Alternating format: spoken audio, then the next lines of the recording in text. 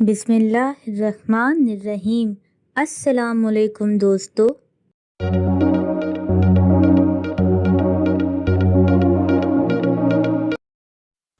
आज का सवाल ये वो क्या है जो सदियों से मौजूद है मगर इसकी उम्र 1 माह से ज़्यादा नहीं।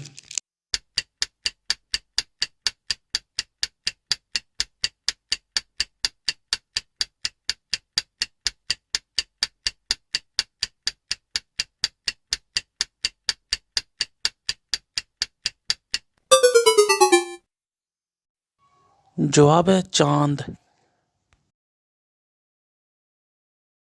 इस वीडियो को लाइक करें, हमारे चैनल को सब्सक्राइब करें और बेल आइकन जरूर प्रेस करें हमारी न्यू वीडियो सबसे पहले देखने के लिए।